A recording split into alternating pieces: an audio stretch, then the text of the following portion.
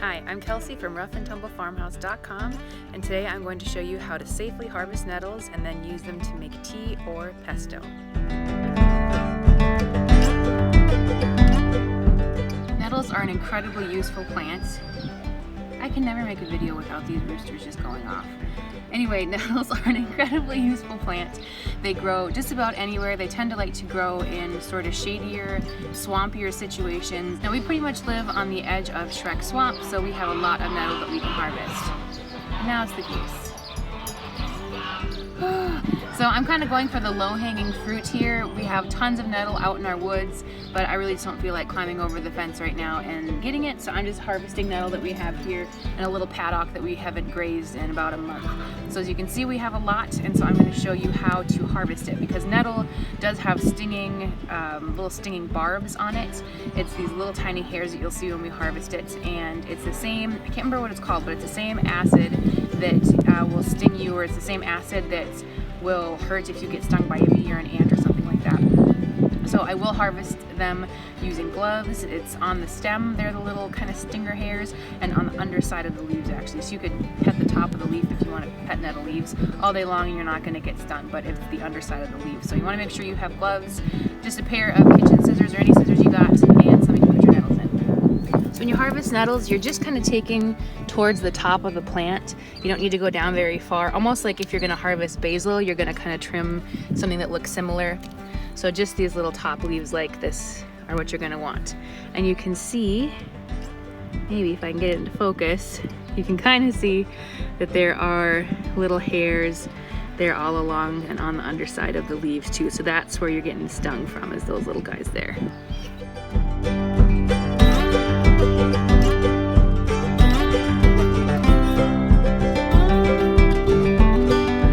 So I've got a nice big bowl of nettles here for making some tea and some pesto.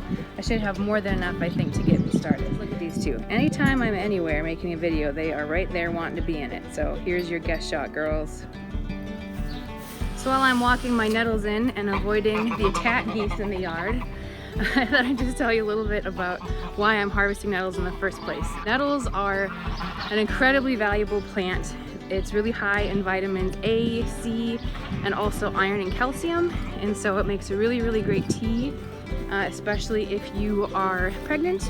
So I am definitely going to be getting a lot of nettles made into tea or dried down for tea this summer, so that way next winter, if we decide to add to our family, I'll have a lot of nettles for support, because those are two things that pregnant women are always struggling with, is getting enough vitamin C and keeping your iron levels up. And just kind of a fun fact about nettles is the Greeks and Romans used to cultivate nettle more than any other plant, because nettle was used historically for making kind of a linen type fabric and rope and things like that, which I think is really cool. So let's ditch cotton and bring back the nettle.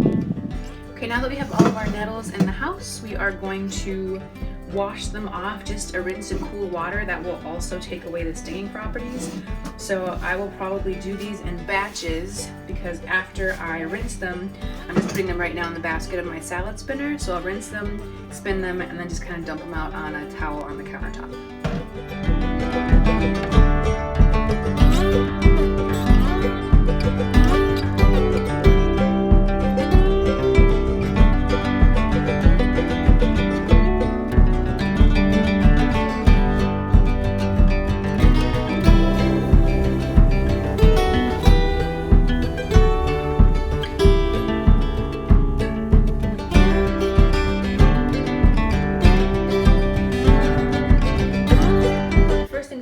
Our nettle is just make a tea out of it.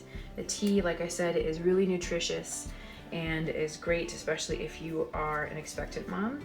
So what I'm going to do is I'm just snipping or pulling the leaves off of the stems, and I'm putting them on my dehydrator.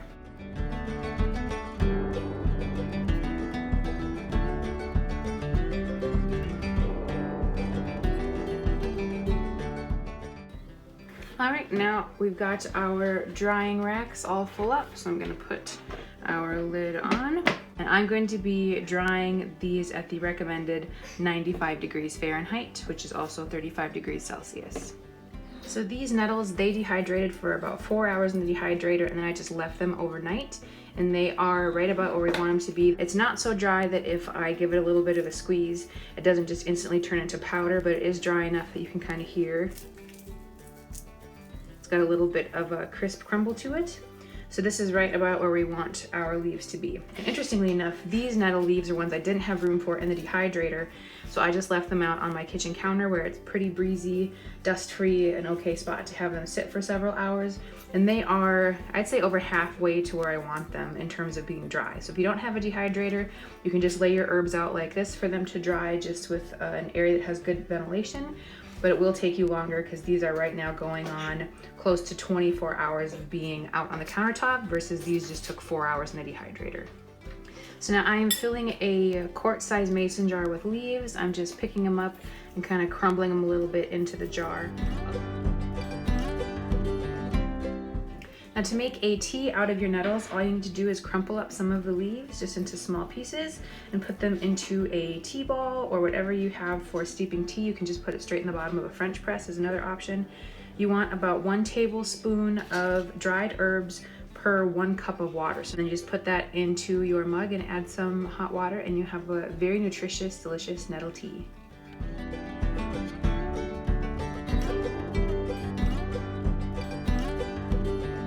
Next thing we are going to make with our nettles is a really simple nettle pesto. A lot of people think pesto is just basil, but really you can take any sort of green leafy plant and whip it up into a pesto. Dandelion greens, parsley, whatever you want to use. So we are going to be using our nettle leaves.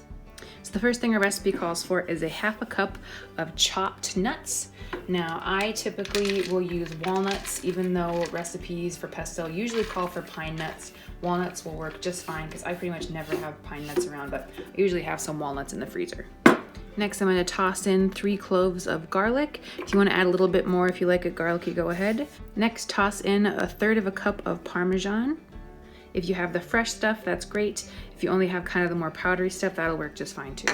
Now we're going to add in 1 cup of olive oil.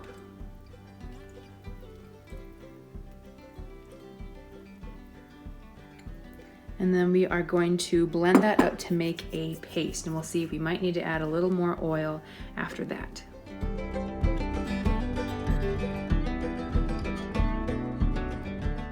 So I think this consistency is pretty good. So you can see it's liquidy, but still we've got kind of some good lumps, not too big, not too small.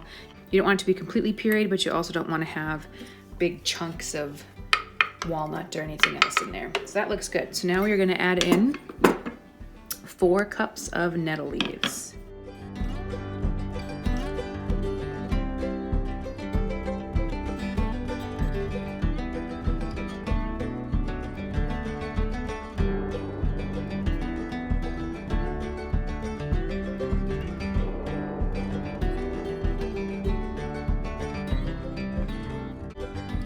And so there you see you have a beautiful, delicious, fresh foraged nettle pesto. Now this pesto is really versatile. You can just toss it with some noodles. You can mix it in with eggs. There's really no end to what you can flavor or do with a really good pesto. It also will freeze really nice. If you are thinking about freezing a big batch of it, I would recommend not adding the Parmesan cheese right now, but waiting until after you thaw it and then add the Parmesan cheese and kind of blend it again before you use it in a recipe. So now you know how to harvest nettles and how to make tea and how to make a pesto. If you have any questions, please post in the comments below. I'll try and answer any questions you may have. Otherwise, if you're new to my channel, please like and subscribe. I post new videos every single week about farming, family, food, and fortitude here at our rough and tumble farmhouse.